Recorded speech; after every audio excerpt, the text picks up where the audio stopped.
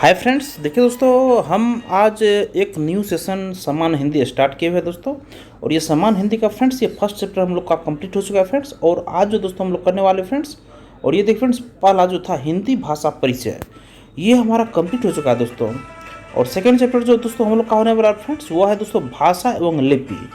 भाषा एवं लिपि का देखिए दोस्तों हम लोग स्टार्ट करें दोस्तों। हिंदी का ये सेकंड चैप्टर है दोस्तों। और हिंदी आपके हर एक एग्जाम के दृष्टिकोण से महत्वपूर्ण है दोस्तों।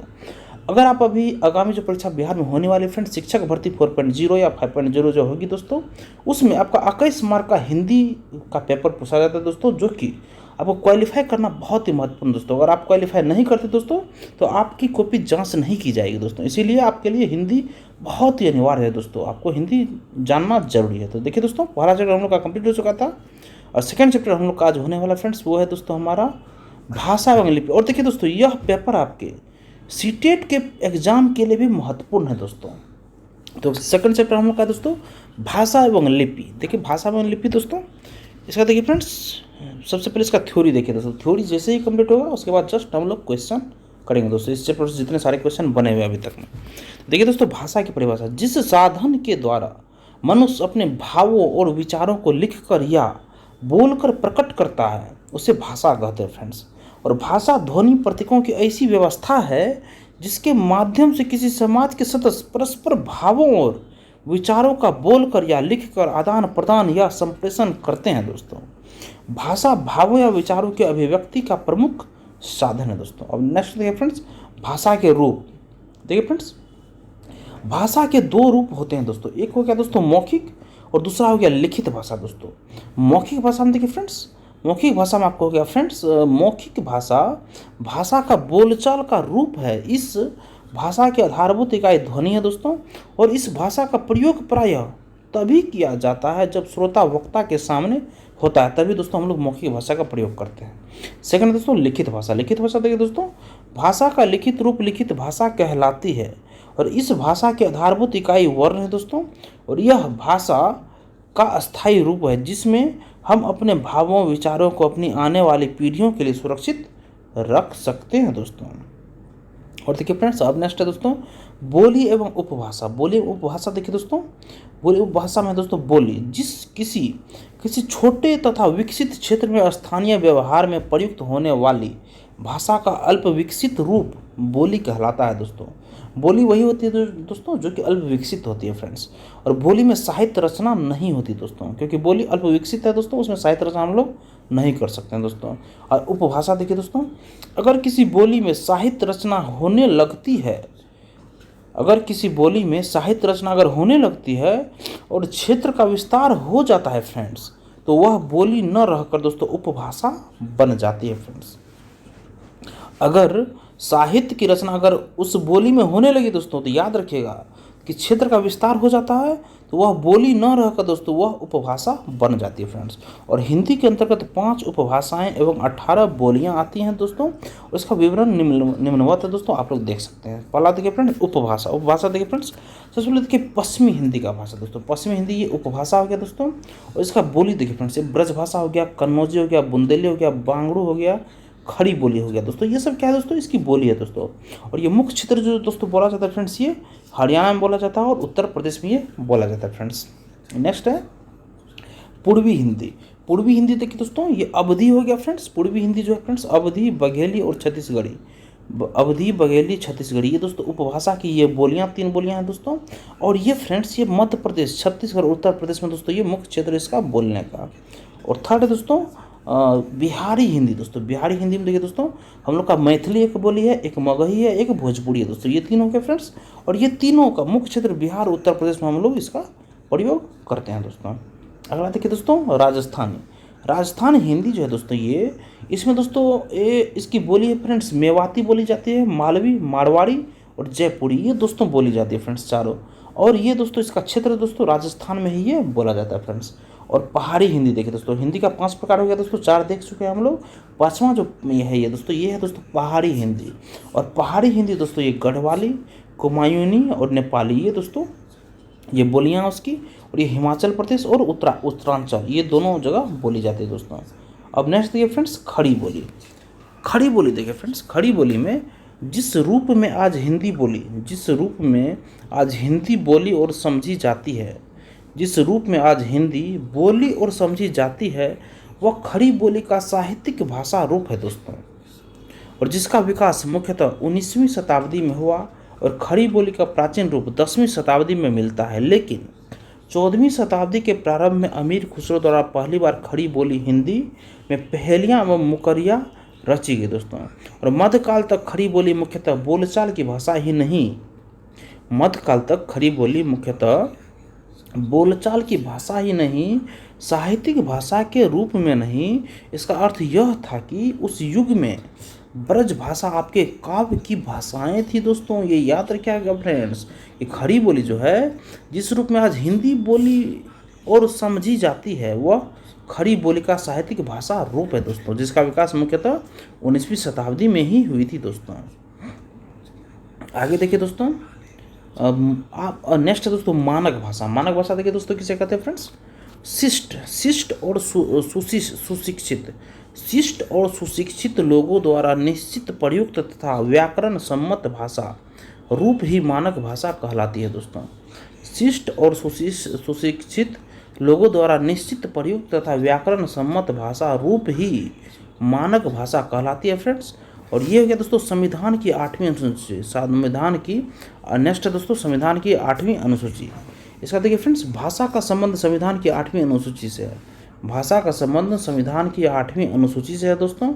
और 8वीं अनुसूची में आरंभ में 14 भाषाएं, पहला असमिया, सेकंड बांग्ला, गुजराती, हिंदी, कन्नड़, कश्मीरी, मलयालम, मराठी, उड़िया, पंजाबी, संस्कृत, तमिल, तेलुगु, उर्दू। ये दोस्तों ये 8वीं अनुसूची में आरंभ में 14 भाषाएं थी दोस्तों, समझे। पहला देखिए फ्रेंड्स, आरंभ में अगर पूछा जाएगा कि 8वीं अनुसूची में कितनी भाषाएं थी दोस्तों, आप लोग बोलेगा 14 भाषाएं थी। और 14 भाषा कौन कौन थी दोस्तों, असमिया हो गया, बांग्ला हो गया, गुजराती हो गया, हिंदी, कन्नड़, कश्मीरी, मलयालम, मराठी, उड़िया, पंजाबी, संस्कृत, तमिल, तेलुगु, उर्दू, ये थी। और बाद में दोस्तों सिंधी भाषा को 15वीं भाषा के रूप में 21वां संविधान संशोधन 1967 ईस्वी के द्वारा मान्यता दी गई दोस्तों। सिंधी भाषा को 15वीं भाषा के रूप में दोस्तों 21वां संविधान संशोधन 1967 के द्वारा। और तत्पश्चात 71वां संविधान संशोधन जब दोस्तों किया गया फ्रेंड्स, ये 1992 ईस्वी में जब 71वां संशोधन हुआ फ्रेंड्स, तो इसके द्वारा इसमें 3 भाषाएं मणिपुरी, नेपाली, कोंकणी को सम्मिलित करने से इनकी संख्या 18 हुई दोस्तों।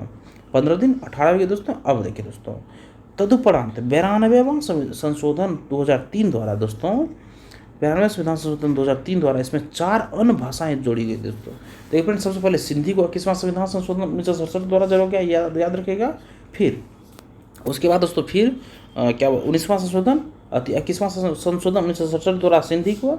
फिर बाद में 71वां संविधान संशोधन 1992 के द्वारा फ्रेंड्स इसमें मणिपुरी, नेपाली और कोंकणी 3 भाषा को जोड़ा गया। 15 3 18 हो गया दोस्तों। फिर 92वां संविधान संशोधन 2003 के द्वारा दोस्तों इसमें 4 अन्य भाषाएं बोडो, डोगरी, मैथिली, संथाली को जोड़ा गया दोस्तों, और को शामिल किया गया इसमें। वर्तमान में दोस्तों 8वीं अनुसूची में मान्यता प्राप्त भाषाओं की संख्या दोस्तों 22 है, ये याद रखिएगा दोस्तों। अब देखिए फ्रेंड्स, अन्य महत्वपूर्ण तथ्य जो है दोस्तों, ये देखिए, भारत की राष्ट्रभाषा दोस्तों हिंदी है, याद रखना चाहिए दोस्तों आप लोगों को, राष्ट्रभाषा है दोस्तों। और भारत में सर्वाधिक बोली जाने वाली भाषा हिंदी है, जबकि दूसरी सर्वाधिक बोली जाने वाली भाषा दोस्तों तेलुगु है फ्रेंड्स, तेलुगु। और किसी देश या राज्य की राजकाज के लिए प्रयुक्त भाषा राजभाषा कहलाती है दोस्तों। किसी देश या राज्य की राजकाज के लिए प्रयुक्त जो भाषा होती है दोस्तों, वो राजभाषा कहलाती है दोस्तों। और हिंदी हमारी राष्ट्रभाषा है दोस्तों। 14 सितंबर 1949 को भारत की संविधान सभा ने 14 सितंबर 1949 को भारत की संविधान सभा ने अनुच्छेद 343 के अंतर्गत हिंदी को भारत संघ की राजभाषा के रूप में स्वीकार किया दोस्तों। और राजभाषा आयोग का प्रथम गठन, देखिए दोस्तों, ये 14 सितंबर 1949, ये डेट भी आप लोग याद रखिएगा दोस्तों, क्योंकि कभी कभी एग्जाम में आपको डेट भी पूछ दिया जाएगा कि भारत की संविधान सभा ने अनुच्छेद 343 के अंतर्गत हिंदी को भारत संघ की राजभाषा के रूप में कब स्वीकार किया। तो आप लोग याद रखिएगा दोस्तों 14 सितंबर 1949 को। और देखिए, राजभाषा आयोग का प्रथम गठन जो दोस्तों हुआ था फ्रेंड्स, ये 1955 ईस्वी में किया गया था, जिसके अध्यक्ष बीजी खरे थे दोस्तों। राजभाषा आयोग का प्रथम गठन दोस्तों 1955 ईस्वी में किया गया था, जिसके अध्यक्ष बीजी खरे जी थे। और भाषा की प्राचीन भाषाएं, भारत की प्राचीन भाषाएं दोस्तों, याद रखिए फ्रेंड, याद रखिएगा, पाली और प्राकृत है दोस्तों। भारत की प्राचीन भाषाएं पाली और प्राकृत है दोस्तों। और विश्व की सबसे प्राचीन ज्ञात लिखित भाषाएं सुमेरियन है दोस्तों। बहुत ही महत्वपूर्ण सेशन है दोस्तों ये। देखिए फ्रेंड्स, ये हिंदी का, ये प्राचीन सबसे, देखिए फ्रेंड्स, अगर विश्व की सबसे प्राचीन ज्ञात लिखित भाषाएं अगर पूछ दे आपसे, तो आप लोग क्या बताइए दोस्तों? सुमेरियन। और भाषाई आधार पर गठित सर्वप्रथम राज्य अगर पूछ दे दोस्तों, तो ये आंध्र प्रदेश है फ्रेंड्स, आंध्र प्रदेश। नेक्स्ट देखिए फ्रेंड्स, लिपि की परिभाषा। लिपि की परिभाषा के बारे में सबसे पहले आप लोग देखिए, मौखिक ध्वनियों को लिखित रूप में प्रकट करने के लिए, मौखिक ध्वनियों को लिखित रूप में प्रकट करने के लिए निश्चित किए गए चिन्हों को लिपि कहा जाता है दोस्तों। देखिए फ्रेंड्स, क्या बोला? मौखिक ध्वनियों को, जो हम लोग मौखिक बोलते हैं दोस्तों, उसको लिखित रूप में अगर हम प्रकट करते हैं दोस्तों, अगर उतारते हैं, तो निश्चित किए गए जो चिन्ह का प्रयोग करेंगे दोस्तों हम लोग, उससे ही लिपि कहा जाता है दोस्तों।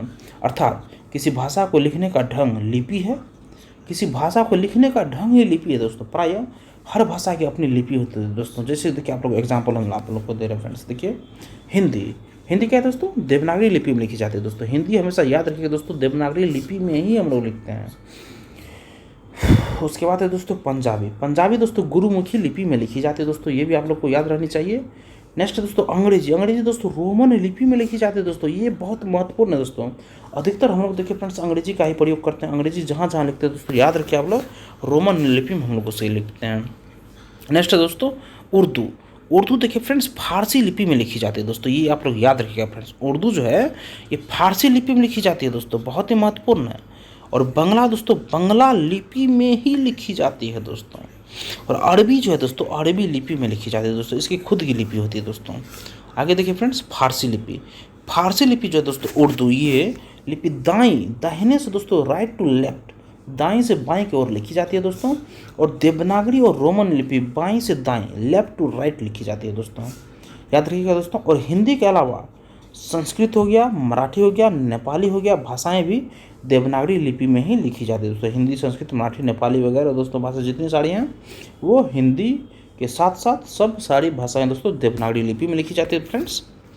आगे देखिए चीनी और जापानी लिपियाँ फ्रेंड्स, आपको हम वैश्विक लेवल पे भी दोस्तों मजबूत कर देंगे आप अगर मेरा ये सेशन करते हैं दोस्तों। तो देखिए फ्रेंड्स चीनी और जापानी लिपियाँ, ये जो है दोस्तों ऊपर से नीचे की ओर लिखी जाती है दोस्तों। चीन का आप लोग देखिए मूवी अगर देखते हैं आप लोग, वहाँ देखते होंगे, वहाँ पर जितने सारे वहाँ पे झंडा होता है दोस्तों, सारा का लिपि जो है दोस्तों ऊपर से नीचे की ओर वो लिखी जाती है दोस्तों।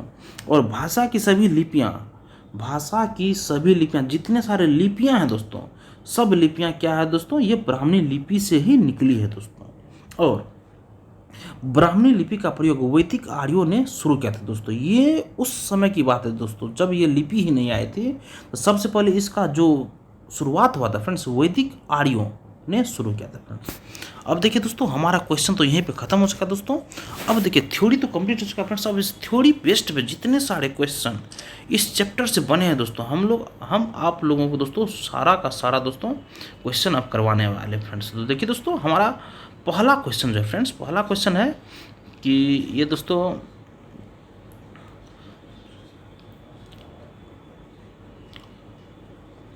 पहला क्वेश्चन है दोस्तों, भाषाई आधार पर सर्वप्रथम, भाषाई आधार पर सर्वप्रथम, भाषाई आधार पर सर्वप्रथम किस राज्य का गठन हुआ था दोस्तों? तो हम आप लोगों को करवाए दोस्तों अभी तुरंत अपने सेशन में, आंध्र प्रदेश। ये पहला ऑप्शन हमारा बिल्कुल करेक्ट होगा दोस्तों। सेकंड क्वेश्चन देखिए, हिंदी, हिंदी भाषा की लिपि कौन सी है दोस्तों? तो देखिए फ्रेंड्स हिंदी भाषा की लिपि जो है दोस्तों, ये हमारा देवनागरी है दोस्तों, देवनागरी इसमें सही ऑप्शन होगा दोस्तों हम लोग का। नेक्स्ट देखिए फ्रेंड्स, नेक्स्ट बोल रहा हूँ हम लोग गोवा की स्वीकृत राजभाषा है दोस्तों। गोवा की स्वीकृत राजभाषा क्या है दोस्तों? इसकी दोस्तों है हम लोग का ये राजभाषा कोंकणी हो जाएगा दोस्तों फ्रेंड्स। गोवा की स्वीकृत राजभाषा कोंकणी होगा दोस्तों। और कबीरदास की भाषा थी, कबीरदास की कौन सी भाषा थी फ्रेंड्स? ये सधुकड़ी ये दोस्तों कबीरदास की भाषा थी दोस्तों, सधुकड़ी। नेक्स्ट देखिए, वर्तमान हिंदी का प्रचलित रूप है दोस्तों, वर्तमान जो हिंदी का प्रचलित रूप है वो क्या है दोस्तों? ये दोस्तों खड़ी बोली के अंतर्गत आती है फ्रेंड्स। नेक्स्ट है, हिंदी किस भाषा परिवार की भाषा है दोस्तों? हिंदी किस भाषा परिवार की भाषा है दोस्तों? किस भाषा परिवार की है दोस्तों? ये भारोपीय भाषा परिवार का है दोस्तों ये हिंदी। नेक्स्ट देखिए, हिंदी की आदि जननी हिंदी की क्या है दोस्तों? ये संस्कृत। देखिए फ्रेंड्स, जितने सारे भाषा आप लोग देखते हैं दोस्तों, इसमें सारे भाषा का एक ही जड़ है दोस्तों, वो है संस्कृत। संस्कृत से ही टोटल भाषा का दोस्तों ये निकाला गया फ्रेंड्स। तो ये हिंदी का आदि जननी दोस्तों क्या है? संस्कृत है फ्रेंड्स। नेक्स्ट देखिए, राजभाषा आयोग का प्रथम गठन कब हुआ था दोस्तों? राजभाषा आयोग का प्रथम गठन कब हुआ था दोस्तों? ये 1955 ईस्वी में हुई थी फ्रेंड्स। नेक्स्ट देखिए, अरबी लिपि लिखी जाती है दोस्तों। अरबी लिपि जो लिखी जाती है दोस्तों, ये कैसे लिखी जाती है फ्रेंड्स? ये देखिए, राइट टू लेफ्ट, दाएं से बाएं की ओर लिखी जाती है दोस्तों। नेक्स्ट क्वेश्चन देखिए, पंजाबी किस लिपि में लिखी जाती है फ्रेंड्स? देखिए फ्रेंड्स, अभी तुरंत हम लोग क्या है, गुरुमुखी लिपि में लिखी जाती है दोस्तों। नेक्स्ट है, सिंधी को 15वीं भाषा के रूप में, सिंधी को 15वीं भाषा के रूप में कब मान्यता दी गई थी दोस्तों? देखिए दोस्तों, सबसे पहला संशोधन जो हुआ था भाषा के तौर पे, वो 21वां संशोधन 1967 में हुआ था फ्रेंड्स। और ये दोस्तों उसमें सिंधी को जोड़ा गया था दोस्तों, ये 1967 में। तो ये हमारा ऑप्शन सही होगा दोस्तों। नेक्स्ट देखिए फ्रेंड्स, वर्तमान में 8वीं अनुसूची में कुल कितनी भाषाएं हैं दोस्तों? वर्तमान में तो 22 है दोस्तों। पहले मूल रूप से दोस्तों 14 था, सिंधी जोड़ा गया, फिर नेपाली, मणिपुरी, कोंकणी को जोड़ा गया दोस्तों, ये 1992 में जोड़ा गया था दोस्तों, ये 67वां संशोधन के द्वारा। फिर 92वां संशोधन 2002 में दोस्तों, फिर 4 भाषा को जोड़ा गया था दोस्तों इसमें। अब नेक्स्ट क्वेश्चन देखिए, विश्व की सबसे प्राचीन भाषा है दोस्तों, क्या है दोस्तों? ये सुमेरियन है। नेक्स्ट देखिए, राजभाषा आयोग के प्रथम अध्यक्ष कौन थे दोस्तों? बीजी खड़े जी थे फ्रेंड्स। नेक्स्ट है दोस्तों देखिए, भारत में सर्वाधिक बोली जाने वाली दूसरी भाषा कौन सी है दोस्तों? तो देखिए फ्रेंड्स, ये है हमारा तेलुगु है दोस्तों। पहला हिंदी, सेकंड तेलुगु दोस्तों। और सॉरी दोस्तों, भारत में सर्वाधिक बोले जाने वाली दूसरी भाषा कौन है दोस्तों? ये दोस्तों तेलुगु नहीं होगा फ्रेंड्स, तेलुगु गलत है दोस्तों, यहाँ पे बांग्ला होगा दोस्तों। नेक्स्ट देखिए, नेक्स्ट क्वेश्चन हमारा दोस्तों, देव भाषा कौन सी दोस्तों? तो ये संस्कृत दोस्तों, ये हम लोग तो थ्योरी में ही कंप्लीट कर चुके हैं दोस्तों। नेक्स्ट, ब्रज भाषा किस लिपि में लिखी जाती है दोस्तों? ब्रज भाषा किस लिपि में लिखी जाती है फ्रेंड्स? तो ये देवनागरी लिपि में ही लिखी जाती है दोस्तों।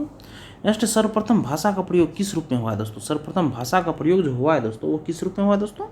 वो हुआ है दोस्तों हमारा सांकेतिक रूप में दोस्तों, सर्वप्रथम भाषा का प्रयोग हम लोग का हुआ है दोस्तों। नेक्स्ट फ्रेंड्स, भारत की सबसे प्राचीन भाषा कौन सी है दोस्तों? तो ये फ्रेंड्स संस्कृत भाषा सबसे प्राचीन भाषा है दोस्तों भारत का। और नेक्स्ट है दोस्तों, भारत की राष्ट्रभाषा कौन सी है दोस्तों? राष्ट्रभाषा की जैसी बात आएगी दोस्तों, तो याद रखिए फ्रेंड्स, हिंदी हमारी राष्ट्रभाषा है।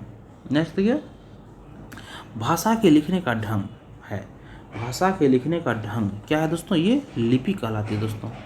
नेक्स्ट देखिए, भाषा साधक है, भाषा साधक है, किस चीज़ का साधक है भाषा दोस्तों? ये अभिव्यक्ति का साधक है दोस्तों। भाषा जो साधक है दोस्तों, ये अभिव्यक्ति का साधक है दोस्तों। नेक्स्ट देखिए, पूर्वी हिंदी किस अपभ्रंश से निकली दोस्तों? पूर्वी हिंदी जो निकली है दोस्तों, ये किस अपभ्रंश से निकली है दोस्तों? किस अपभ्रंश से निकली है फ्रेंड्स? ये अर्धमागधी अपभ्रंश से निकली है दोस्तों। नेक्स्ट देखिए फ्रेंड्स, ब्रज भाषा का विकास किससे हुआ है दोस्तों? ब्रज भाषा का विकास किससे हुआ है दोस्तों? तो दोस्तों ये सौर सेनी से हुआ है दोस्तों। ब्रज भाषा का विकास दोस्तों ये सौर सेनी से हुआ है फ्रेंड्स। नेक्स्ट है पद्मावत की भाषा क्या है दोस्तों? देखिए, ब्रज भाषा कहाँ से विकास हुआ है दोस्तों? तो याद रखिएगा दोस्तों, ये सौर सेनी से। और नेक्स्ट है पद्मावत की भाषा क्या है दोस्तों? पद्मावत की भाषा क्या है दोस्तों? ये अवधी भाषा है दोस्तों। नेक्स्ट, आधुनिक देवनागरी का प्राचीन रूप है दोस्तों। आधुनिक देवनागरी का प्राचीन रूप हमारा दोस्तों ये ब्राह्मणी हो जाएगा फ्रेंड्स। ब्राह्मणी दोस्तों आधुनिक देवनागरी का प्राचीन रूप है दोस्तों। नेक्स्ट क्वेश्चन देखिए फ्रेंड्स, 27 नंबर क्वेश्चन है दोस्तों कि देवनागरी लिपि में सुधारों का आरंभिक प्रयत्न किसने किया था? देवनागरी लिपि में सुधारों का आरंभिक प्रयत्न किसने किया था दोस्तों? देखिए फ्रेंड्स, इसमें हमारा ऑप्शन नंबर सी बाल गंगाधर तिलक, ये सही हो जाएगा दोस्तों। देवनागरी लिपि में सुधारों का आरंभिक प्रयत्न किसने किया था दोस्तों? तो बाल गंगाधर तिलक, जो कि एक क्रांतिकारी थे दोस्तों। और नेक्स्ट देखिए फ्रेंड्स, भाषा की उत्पत्ति किस धातु से हुई है दोस्तों? भाषा की उत्पत्ति किस धातु से हुई दोस्तों? ये हमारा भाष से भाषा की उत्पत्ति हुई है दोस्तों। नेक्स्ट देखिए फ्रेंड्स, हिंदी की उपभाषाओं की संख्या कितनी है दोस्तों? हिंदी की उपभाषाओं की संख्या कितनी है दोस्तों? तो ये टोटल 5 है दोस्तों। नेक्स्ट देखिए, भारत की राजभाषा को कब स्वीकार किया गया दोस्तों? भारत की राजभाषा को कब स्वीकार किया गया फ्रेंड्स? तो ये अभी तुरंत हम करवाए थे दोस्तों, 14 सितंबर 1949 ईस्वी को दोस्तों भारत की राजभाषा को स्वीकार किया गया था दोस्तों। इसलिए हमारा ऑप्शन नंबर बी बिल्कुल करेक्ट होगा दोस्तों, सही होगा।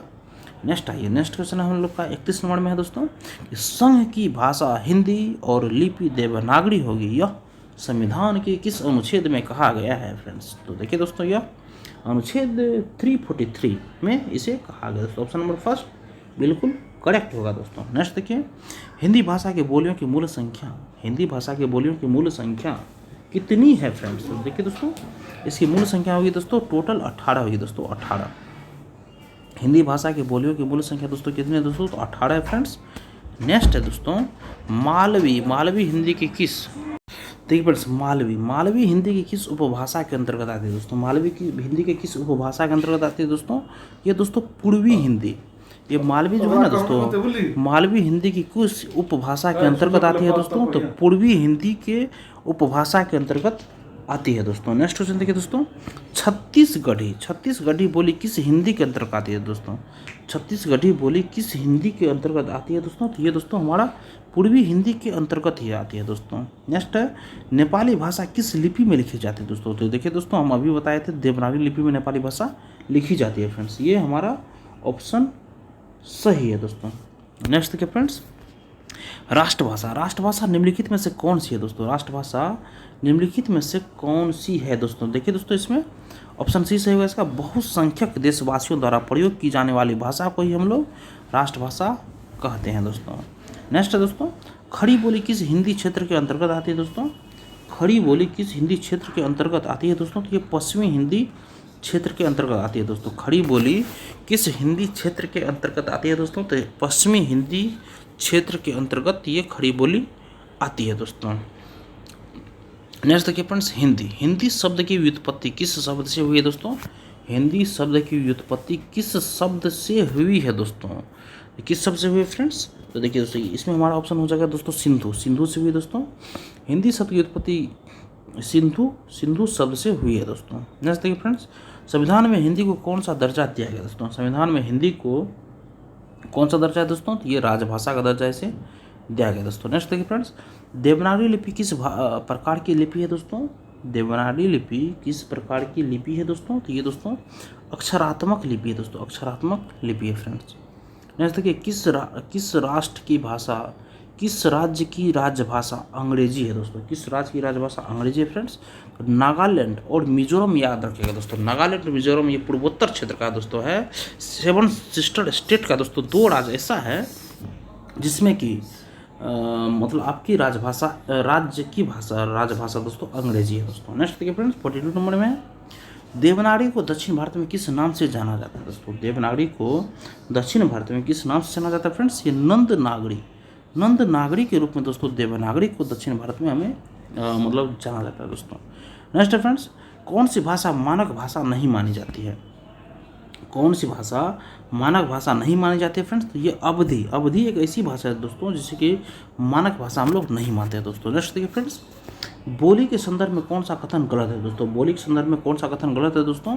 इसमें देखिए फ्रेंड्स, इसमें ऑप्शन हमारा फर्स्ट जो है दोस्तों, ये बोली में केवल मौखिक साहित्य परंपरा होती है, यही बात गलत है दोस्तों। भी देखिए फ्रेंड्स, बोली ही विकसित होकर भाषा बन जाती है, सही है दोस्तों। सेकेंड दोस्तों, एक भाषा की अनेक बोलियाँ हो सकती है, ये भी सही है। 4 नंबर है दोस्तों, बोली भाषा की आधारशिला है दोस्तों, बिल्कुल सही है फ्रेंड्स। अब नेक्स्ट देखिए फ्रेंड्स, एक मिनट, अब नेक्स्ट है फ्रेंड्स 45 नंबर क्वेश्चन। देखिए दोस्तों, 45 नंबर क्वेश्चन हम लोग का है दोस्तों कि खड़ी बोली निम्नलिखित में से कहाँ बोली जाती है दोस्तों? खड़ी बोली निम्नलिखित में से कहाँ बोली जाती है फ्रेंड्स? तो देखिए दोस्तों, ये मेरठ, मेरठ में हमें खड़ी बोली बोली जाती है दोस्तों। मेरठ कहाँ पे फ्रेंड्स? मेरठ कहाँ पे है? ये दोस्तों उत्तर प्रदेश में मेरठ आता है दोस्तों। ये दिल्ली का और यूपी का दोस्तों बॉर्डर के पास दोस्तों मेरठ है दोस्तों, और वहाँ पे दोस्तों खड़ी बोली बोली जाती है फ्रेंड्स। 46 में देखिए, शौरसेनी अपभ्रंश से किस उपभाषा का विकास हुआ है दोस्तों? शौरसेनी अपभ्रंश से किस उपभाषा का विकास हुआ है दोस्तों? तो देखिए दोस्तों, इसमें ऑप्शन हमारा बी, पश्चिमी हिंदी से ही दोस्तों शौरसेनी अपभ्रंश से दोस्तों ये पश्चिमी हिंदी का विकास हुआ है दोस्तों। नेक्स्ट देखिए, पूर्वी हिंदी की बोली क्या है दोस्तों? पूर्वी हिंदी की बोली कौन सी है दोस्तों? ये बघेली, बघेली दोस्तों पूर्वी हिंदी की बोली है दोस्तों। नेक्स्ट है फ्रेंड्स, राजस्थानी उपभाषा में, राजस्थानी उपभाषा में कितनी बोलियां हैं दोस्तों? राजस्थानी उपभाषा में कितनी बोलियां हैं फ्रेंड्स? इसमें दोस्तों टोटल 4 बोलियां हैं दोस्तों। राजस्थानी उपभाषा में 4 बोलियां हैं दोस्तों। और नेक्स्ट दोस्तों, देवनागरी लिपि का विकास किस लिपि में हुआ है दोस्तों? देवनागरी लिपि का विकास किस लिपि में हुआ है दोस्तों? तो ब्राह्मणी लिपि में है दोस्तों इसका। नेक्स्ट दोस्तों, खड़ी बोली का उद्भव, खड़ी बोली का उद्भव अपभ्रंश कि किस रूप में हुआ है दोस्तों, किस रूप में हुआ है दोस्तों, ये शौर्सनी का उत्तरी रूप में हुआ है दोस्तों। नेक्स्ट देखिए फ्रेंड्स, खड़ी बोली का सर्वाधिक उपयुक्त प्राचीन नाम है। खड़ी बोली का सर्वाधिक उपयुक्त प्राचीन नाम दोस्तों क्या है दोस्तों, तो ये दोस्तों रेखता, रेखता याद रखिएगा दोस्तों। नेक्स्ट दोस्तों, हिंदी साहित्य का इतिहास कितने काल खंडों में विभाजित है दोस्तों। हिंदी साहित्य का इतिहास कितने काल खंडों में विभाजित है दोस्तों, ये टोटल देखिए दोस्तों 4 काल खंडों में ये दोस्तों हिंदी साहित्य का इतिहास ये विभाजित है फ्रेंड्स। नेक्स्ट है दोस्तों, पृथ्वीराज रासो किस भाषा में रचित है दोस्तों। पृथ्वीराज रासो किस भाषा में रचित है दोस्तों, ये ब्रज भाषा में रचित है दोस्तों। पृथ्वीराज रासो देखिए फ्रेंड्स, एक ये साहित्य दोस्तों पृथ्वीराज रासो, जिसके दोस्तों लेखक चंद्रवर दाई हैं दोस्तों। चंद्रवर दाई जो कि दोस्तों बीपीएससी 68वीं में पूछा गया था क्वेश्चन, ये दोस्तों पृथ्वीराज रासो किस भाषा में रचित है दोस्तों, ये ब्रज भाषा में रचित है दोस्तों। नेक्स्ट देखिए, हिंदी साहित्य के आदिकाल को अपभ्रंश काल किसने कहा। हिंदी साहित्य के आदिकाल को अपभ्रंश काल किसने कहा दोस्तों, अपभ्रंश किसने कहा था दोस्तों, तो देखिए फ्रेंड्स इसमें हमारा ऑप्शन हो जाएगा फ्रेंड्स, ये ए और बी दोनों सही है दोस्तों। देखिए डॉक्टर धीरेन्द्र वर्मा जी और चंद्रधर शर्मा गुलेड़ी जी, ये दोनों कहा था कि हिंदी साहित्य के आदिकाल को दोस्तों अपभ्रंश काल कहा था दोस्तों। नेक्स्ट दोस्तों, आदिकाल में खड़ी बोली में रचना किसने पहले की दोस्तों।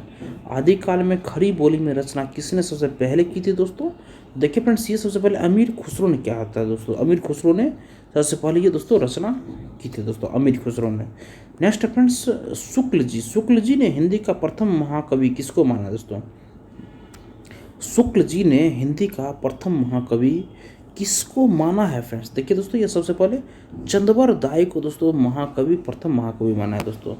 शुक्ल जी ने हिंदी का प्रथम महाकवि किसको माना है दोस्तों, तो चंद्रवर दाई को प्रथम महाकवि माना है दोस्तों। शुक्ल जी ने हिंदी का प्रथम महाकवि चंद्रवर दाई को माना है दोस्तों। नेक्स्ट क्वेश्चन देखिए दोस्तों, हिंदी की प्रथम साहित्यिक रचना, हिंदी की प्रथम साहित्यिक रचना कौन सी है दोस्तों, तो देखिए दोस्तों इसमें हो जाएगा चंद्रवर दाई की कृति पृथ्वीराज रासो दोस्तों, ये हिंदी की प्रथम साहित्यिक रचना है। नेक्स्ट देखिए, हिंदी का प्रथम महाकाव्य है। हिंदी का प्रथम महाकाव्य कौन सा है दोस्तों, ये दोस्तों पृथ्वीराज रासो, बहुत ही महत्वपूर्ण पुस्तक है दोस्तों। ये हम लोग पहले दोस्तों आपको पटना में दोस्तों एक बुक है दोस्तों मोना बुक स्टोर, वहाँ पे आप लोग को ये बुक मिल जाएगा दोस्तों, आप लोग वहाँ जाके ले सकते हैं। नेक्स्ट क्वेश्चन देखिए फ्रेंड्स, हिंदी का प्रथम कवि है, हिंदी का प्रथम कवि कौन सा है दोस्तों, तो ये है फ्रेंड्स सरहपाद। सरहपाद जो है दोस्तों ये हिंदी का प्रथम कवि है दोस्तों। नेक्स्ट देखिए फ्रेंड्स, हिंदी का प्रथम बड़ा महाकाव्य, हिंदी का प्रथम बड़ा महाकाव्य कौन सी है दोस्तों, तो ये है फ्रेंड्स पद्मावत। हिंदी का प्रथम अगर बड़ा महाकाव्य की बात करें तो आप लोग बोल दीजिएगा पद्मावत, और हिंदी का प्रथम क्या बोलते हैं दोस्तों कवि की बात करें दोस्तों तो आप लोग बोलिएगा सरहपाद है दोस्तों। हिंदी का प्रथम महाकाव्य की बात करें दोस्तों तो आप लोग इसमें क्या बोलेगा फ्रेंड्स, इसमें बोलेगा पृथ्वीराज रासो। हिंदी का प्रथम महाकाव्य पृथ्वीराज रासो, हिंदी का प्रथम कवि सरहपाद, उसके बाद हिंदी का प्रथम बड़ा महाकाव्य, हिंदी का अगर महाकाव्य प्रथम बोला जाए तो आप लोग क्या बोलते हैं दोस्तों इसको हिंदी का प्रथम महाकाव्य की बात करें तो पृथ्वीराज रासो ही बोलिएगा, और पृथ्वीराज रासो, और बड़ा महाकाव्य की बात करें फ्रेंड्स तो पद्मावत। आप लोग याद रखिएगा दोस्तों, ये ही क्वेश्चन में कभी कभी हमें फंसाने के लिए ट्विस्ट कर देता है दोस्तों, तो इसीलिए पद्मावत हो जाएगा। नेक्स्ट देखिए फ्रेंड्स, बारहमासा। बारहमासा का वर्णन सर्वप्रथम किस ग्रंथ में मिलता है दोस्तों, बारहमासा का वर्णन सर्वप्रथम हमें किस ग्रंथ में मिलता है दोस्तों, दोस्तों ये विसल देव रासो। बारहमासा का वर्णन सर्वप्रथम किस ग्रंथ में मिलता है दोस्तों, ये विसल देव रासो में दोस्तों हमें बारहमासा का वर्णन सर्वप्रथम मिलता है दोस्तों। नेक्स्ट है हिंदी गीति काव्य का जनक कौन कवि है दोस्तों, हिंदी गीति काव्य का जनक कौन सा कवि है दोस्तों, तो ये दोस्तों हमारा जगह विद्यापति। हिंदी गीति काव्य का जनक कौन कवि है दोस्तों, तो ये हो जाएगा फ्रेंड्स हमारा विद्यापति दोस्तों। हिंदी गीति काव्य का जनक है दोस्तों विद्यापति। नेक्स्ट है, भारत में सर्वाधिक बोली जाने वाली भाषा कौन सी है दोस्तों, सर्वाधिक बोली जाने वाली भाषा दोस्तों हिंदी है, हमारा प्यारा सा हिंदी है दोस्तों। नेक्स्ट है, हिंदी भाषा का जन्म हुआ है दोस्तों, हिंदी भाषा का जन्म कहाँ हुआ है फ्रेंड्स, ये अपभ्रंश से दोस्तों हिंदी भाषा का जन्म हुआ है दोस्तों, अपभ्रंश से हिंदी भाषा का जन्म हुआ है दोस्तों। नेक्स्ट दोस्तों, भारतवर्ष में हिंदी को आप किस वर्ग में रखेंगे, भारतवर्ष में हिंदी को आप किस वर्ग में रखेंगे दोस्तों, तो ये दोस्तों राजभाषा के वर्ग में दोस्तों हिंदी को हम लोग रखेंगे दोस्तों राजभाषा के वर्ग में। नेक्स्ट है, निम्नलिखित में से कौन सी भाषा संस्कृत भाषा की अपभ्रंश है दोस्तों? निम्नलिखित में से कौन सी भाषा हिंदी भाषा की का अपभ्रंश है दोस्तों? तो ये दोस्तों पाली जो है दोस्तों, ये हिंदी का ही, संस्कृत भाषा का ही अपभ्रंश है दोस्तों, पाली।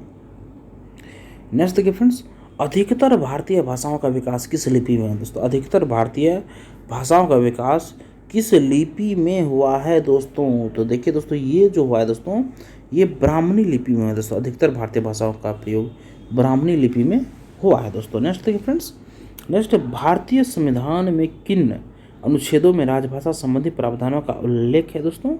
ये दोस्तों 343 से लेकर 351 तक दोस्तों सिर्फ राजभाषा संबंधी प्रावधानों का उल्लेख है दोस्तों। नेक्स्ट देखिए फ्रेंड्स, हिंदी भाषा के विकास का सही अनुक्रम कौन सा है दोस्तों?